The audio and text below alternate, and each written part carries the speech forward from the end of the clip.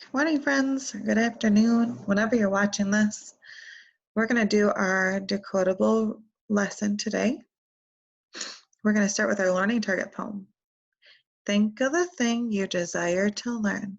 Believe in yourself and your efforts will earn the ability to learn something new. Now take an aim at the target true. I can retell events from the story. Chip can't nap. I can answer questions about the story. Chip can't nap. I can read the decodable text. Chip can't nap. Gather around together and listen up well. We're going to read a story that you can retell. When you read the story, you will grow. At the end, you'll say back what you know. Our story today is called Chip Can't Nap. Every afternoon, Chip starts to yawn. When this happens, he knows it's time for his cat nap. Lately, he has been sleeping in the alley behind the donut shop. He starts to curl up inside the hat he uses as a bed when he hears a huge thud and then a bash. What was that? He thinks as he looks up to investigate. It is the trash can. A worker from the donut shop had thrown a big stinky bag of trash into the can and then slammed the top back on. Okay, now I could nap, Chip thinks as he closes his eyes. But then he hears a horn honking. He gets up and looks around the corner into the street. A truck is walking the street, so the taxi cab and many other cars are honking their horns loudly. Oh, Chip says, will I ever get to take a nap? Chip is one cranky kitty when he does not get rest. He is so tired he can barely think. And then he has an idea.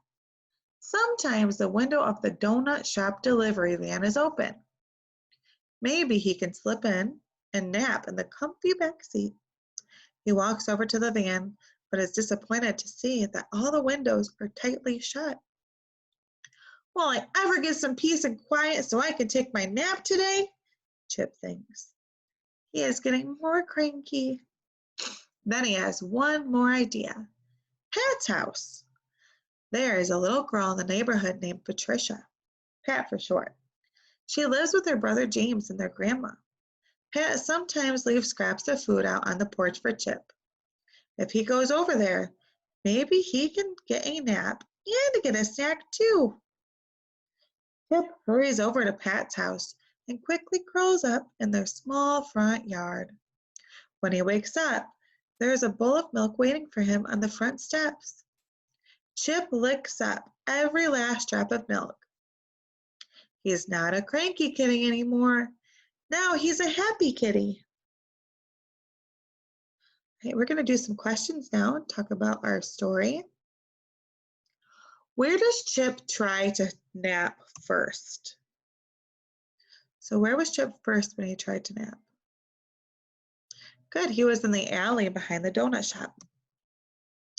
Where does Chip finally get to nap?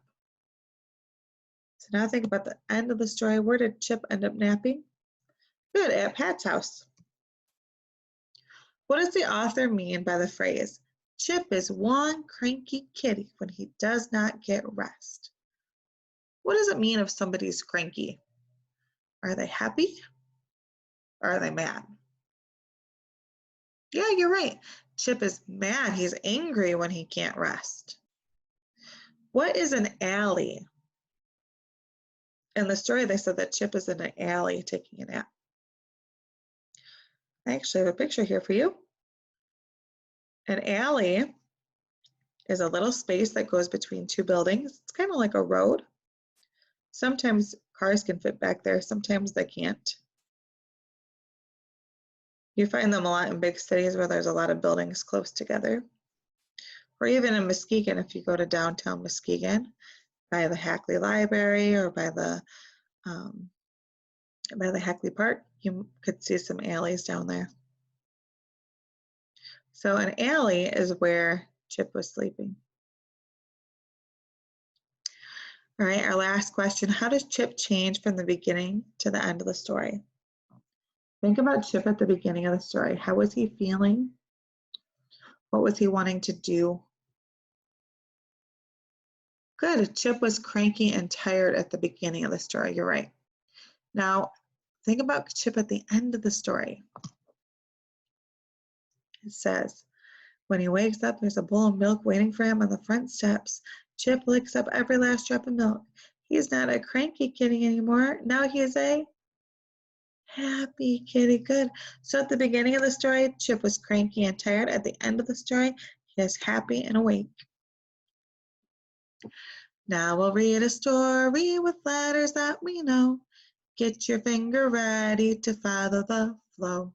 When we see a word, we'll stop and look and get our mouths ready to read the book.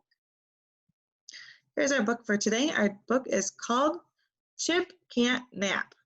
In this story, we're going to see some words that we know and some words that we don't know yet. I already see on this page some words that I know. What words do you see that you know? Good. There are also some words I don't know on this page, though. I don't know this word right here.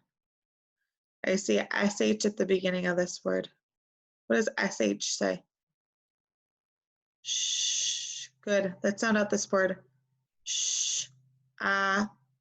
Say it fast. Shop. So this word is shop. So today when we come to words we don't know in our reading, I want you to stop and do that. I want you to sound it out. All right, I'm going to read first. I want you to repeat after me. Chip can't nap. Chip has a bed by the shop.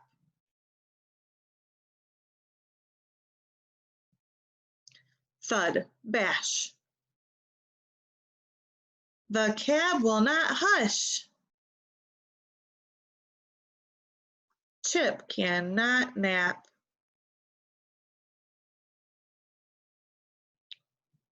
Oh, here's a word I don't know. Dash. Say it fast. Dash. Good. Chip will dash to the van. The van is shut.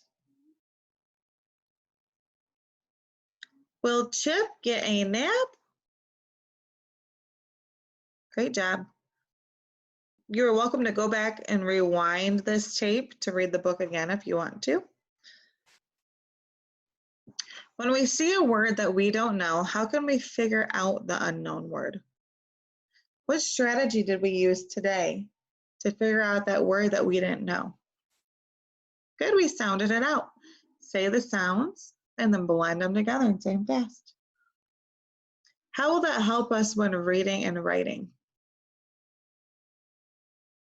Good, it makes it so we can sound out words that we don't know. Great job today. When you're done with this, make sure that you finish up the rest of your activities in Seesaw.